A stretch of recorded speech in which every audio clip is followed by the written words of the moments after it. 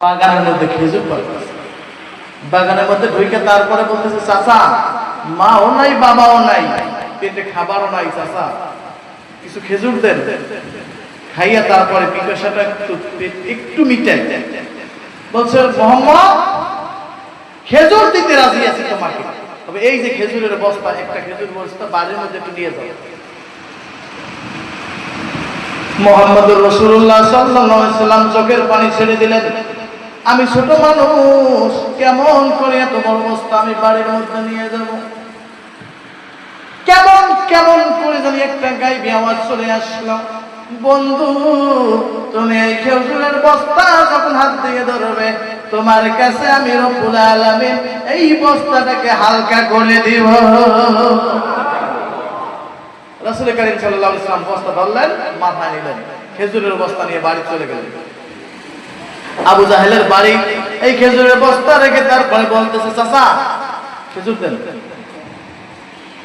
খেজুর তো দিল না, একটা থাপ্পড় বসাই দিল, বলেন না নাউযুবিল্লাহ।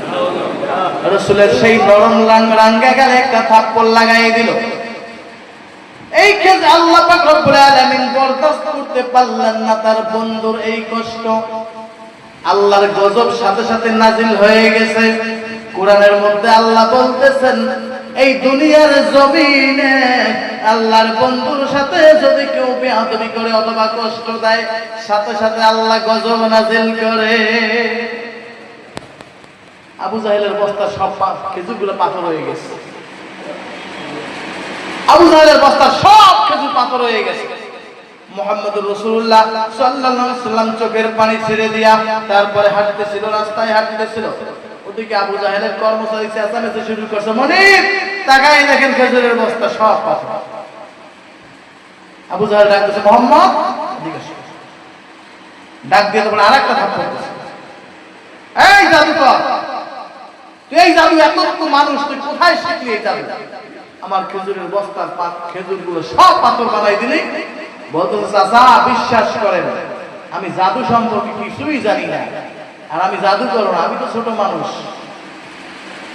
এই বলে থাপ্পড় আরেকটা দিয়েছে। যেই থাপ্পড় দিয়েছে তখন বলতেছে, চাচা আপনি যে এত শক্তি দিয়ে থাপ্পড় দিতেছেন, আপনার হাতে কি একটু ব্যথা লাগে না? বলেন আল্লাহু আকবার। কেমন নবী ছিলেন? মুহাম্মাদুর রাসূলুল্লাহ الذين معه أشداء على الكفار رحماء بينهم تراهم ركعا سجدا يبتغون। মুহাম্মদুর রাসূলুল্লাহ সাল্লাল্লাহু আলাইহি সাল্লাম দয়ার সাগর।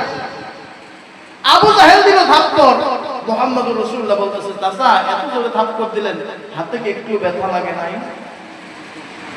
এই বলে রাসূলুল্লাহ সাল্লাল্লাহু আলাইহি সাল্লাম চোখের পানি ছাড়তে ছাড়তে হেরা পর্বতের গুহায় যাইয়া আল্লাহর দরবারে চোখের পানি ছেড়ে দিয়ে বলতেছে, রব্বুল আলামিন বাবা হারা এই দুনিয়ায় বাবা হারা অবস্থায় পাঠাইলেন, মা বাবার আদর পাইলাম না, অল্প কিছুদিন মায়ের আদর পাইলাম গো আল্লাহ। চির এতিম অবস্থায় আমি এই দুনিয়ায় বিচরণ করতেছি, কত কষ্ট দিচ্ছে এই কাফেররা গো আল্লাহ। এই বলে চোখের পানি ফেলতেছে। এদিকে সন্ধ্যা গড়িয়ে এসেছে। আবু তালেব খোঁজাখুঁজি করতেছে। আবু তালেব খুঁজতে যাইয়া তারপরে পাহাড় উপরে দেখতেছে ভাতিজা কাঁদছে। ভাতিজা তুমি কেন কাঁদতেছো? বলতেছে এই ঘটনা এইভাবে। বলতেছে, বাবা তুমি চলে যাও বাড়িতে। আবু তালেব দৌড়ে আবু জাহেলের মসনদের দিকে এসে তারপরে বলতেছে, আবু জাহেল শুনে রাখ, এই মুহাম্মদের চোখের পানি একদিন তোর জন্য গজব